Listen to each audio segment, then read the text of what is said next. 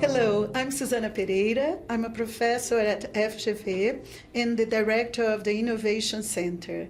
And today, I'm pleased to announce our special guest, Professor Annabelle Gawer from the University of Surrey.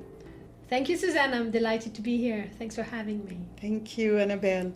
Professor Annabelle is leading expert on digital platforms and ecosystems strategy, and also a highly cited author. We are pleased to have you here. Thank you for your presence. So, we want to talk about digital platforms and ecosystems as new dominant forms of organization. Let's start with your latest book. So, Annabelle, your latest book, The Business of Platforms. Could you please explain why business strategy are so successful? Could you elaborate on that? Yes, thank you. So, this book, which I wrote with Michael Cusumano, who's a professor at MIT, and David Yoffe, who's a professor at Harvard Business School, explains how these new forms of business work, how they operate, and why they are so successful. So the word platforms is everywhere now. We hear about Uber as a platform, Google as a platform, Facebook as a platform, but many people don't quite understand what exactly is different about these types of businesses. So we explain that platforms are a new way to conduct business that takes advantage of the digital economy. In particular, it takes advantage of the fact that we are all connected to each other with the internet, humans to humans, humans to machines, machine to machines, machines to organizations, organizations to organizations. So there is a net, a fabric of interconnectivity that links everybody. And we generate data all the time, and we also receive data all the time. This new layer of data exchange, which is combined with new possibilities of processing this data, is making new ways of creating value possible. People can identify buyers that they wouldn't even know existed. People can identify sellers that they wouldn't even know existed. So one example of such new business are those online marketplaces like Etsy, like Amazon Marketplace, like eBay. You can think of Uber as a marketplace between drivers and riders. And that's one way in which platforms create value, by creating these marketplaces. We call them transaction platforms that facilitate identification of partners and exchange of information and transactions over these marketplaces. We call them transaction platforms. Within the transaction platforms, you also have the social media, which is a form of exchange of information and data. So all the social media that we know about, whether it's TikTok or Instagram or Facebook, belong to this category of transaction platforms. We have another category of platforms that exists, which is called the innovation platform. And here we're talking about technologies such as Apple's operating system, iOS, or Google Android operating systems. You can think of these technologies as a fundamental building block on top of which other actors, not Google or not Apple, build new innovation. So if you look at an iPhone, you are going to see lots of apps. And these apps are not made by Apple. They are made by independent developers. Most of these apps are made by independent developers that build those apps that are designed specifically to work with those platforms. So these two types of businesses, innovation platform and transaction platforms, did not exist before the internet, and they are becoming very prominent. Wow. You are not only a leading author, you are a great professor and speaker. If you are a professor, a student that wants to know more about innovation and the business of platform, now you have a great speech. Thank you so much. You're welcome. Yeah. We explain more in detail in the book, obviously. I'm sure. So please buy her book and read it. Thank you so much. I was here thinking of my life and everything that I do, like everyday life. Like when I connect on the internet, when I take an Uber, when I buy on the internet, even when I'm in the classroom and I use some technology that we use here at FGV for teaching and accessing and exchanging and connecting with the students. So a lot to do with connection, data, exchanging information. That's right. Thank you. So, Annabelle, your work also has shown us that the platform and ecosystem are changing how we work, compete, and innovate. So, could you please provide some examples? I know you have mentioned Uber and other platforms, even social media, but connecting to work, compete, and innovate. So let's start with work. Okay, and you were talking about Uber, right? So the driver of Uber is not an employee of Uber. It is considered an independent subcontractor, but it is being monitored and surveilled as if he was an employee, except he's not an employee. He willingly connects to Uber, but if he refuses to take some rides, he is going to get a negative score from Uber. So there are new modalities of work where, contrary to previously, where a company would have to own the assets and employ the workers, now the assets that can be controlled remotely via digital means allow new form of organization and new forms of work where companies don't necessarily need to employ the workers, nor do they need to own the asset in the case of Uber, the car. So the exploitation of both physical assets, digital assets, and human work can be done in a different way. That has implication on the future of work. Yeah, it changes everything. It changes everything. Some people might even wonder, are we going to have companies in the future like we have now? Or jobs of this kind of Exactly. jobs?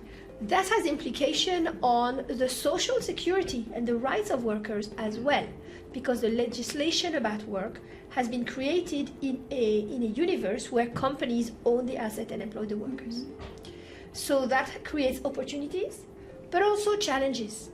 For example, in the gig economy, you have more flexibility, and that has also implication, in the global south, where people have access to these types of work.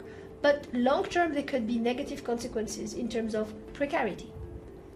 So that's for work, right? You also asked about how it changes how companies compete. So I would say here the main difference is that traditional companies would compete in a market with other firms that do exactly the same thing that they do. They sell, I sell cars, you sell cars, right?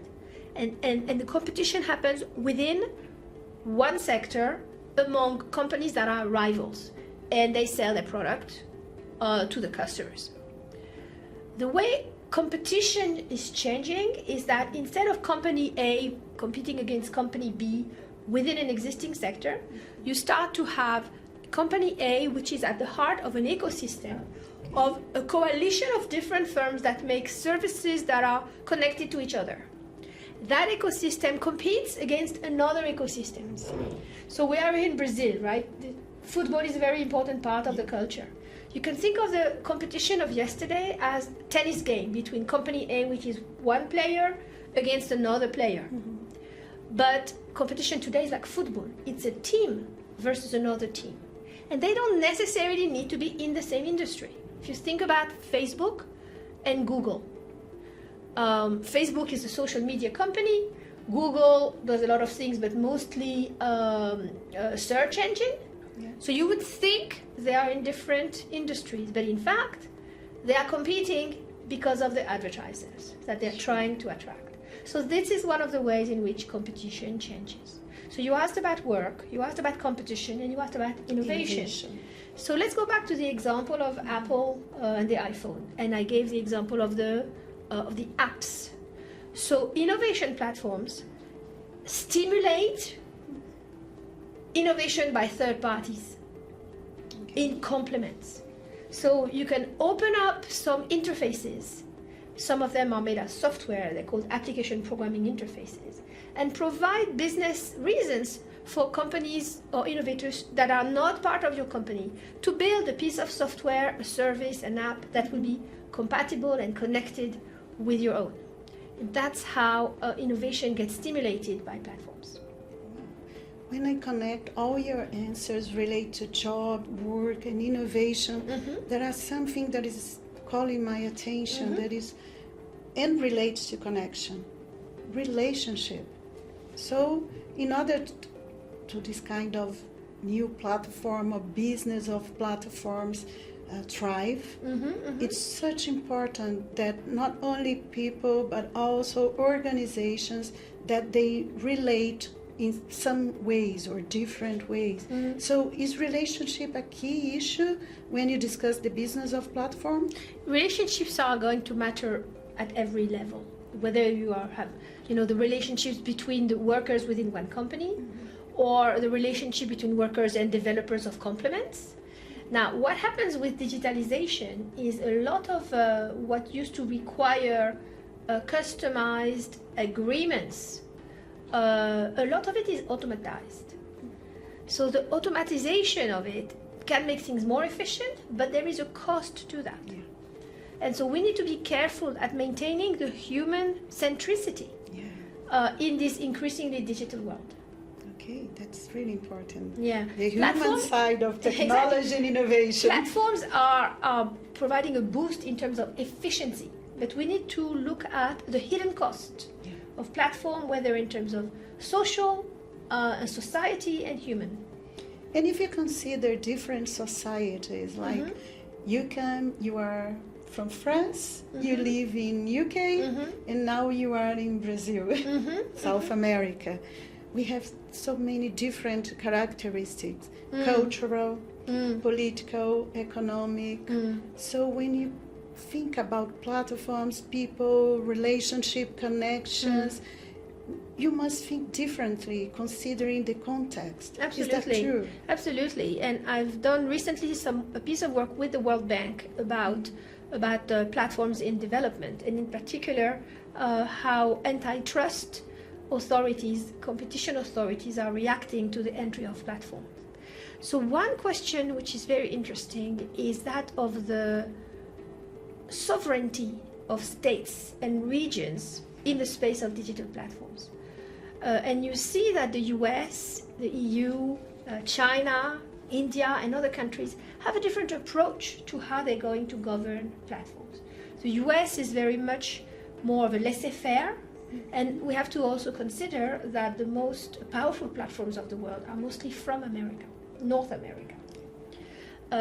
China has discouraged the entry of foreign platforms, but has encouraged homegrown platforms like Alibaba, for example.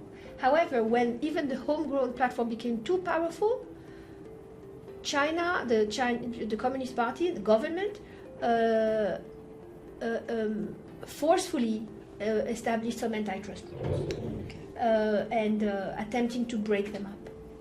India has had a different path where they've tried, the government has invested a lot into government-sponsored services. So using the technological platforms to increase access to citizens. That is good, but on the other hand, it depends to which political means, to which political goal does the government want to use that. And the EU has tried to be a leader in the regulation of platforms, and they've imposed some regulation that are asking the most powerful platforms to obey a more stringent set of rules with the new Digital Markets Act and Digital Services Act. So you're absolutely right. Different regions have different approaches to platforms that reflect their own values and how they want to take society forward. Oh, it's so powerful, and we should look at it with great responsibility. Yes, absolutely. With power comes more responsibility. Absolutely, that's very true. Wow. Very true. So let's connect this with master students, PhD students, managers, so everybody that worries or concerned. I will rephrase. No problem.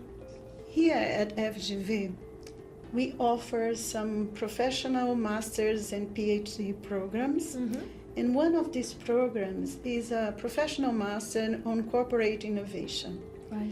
When we discuss all this power, those strategies, and the responsibility connected to the business of platforms, how can managers in general relate to that?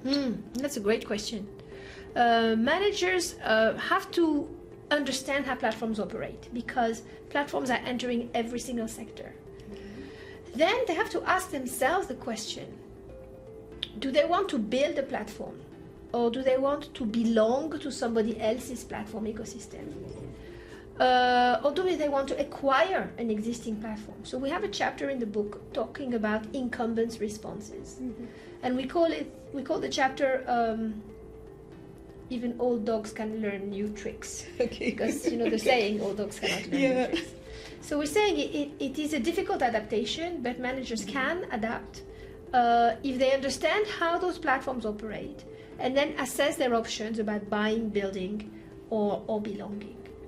That's nice. It's such a relief, that there are opportunities and we can learn with that.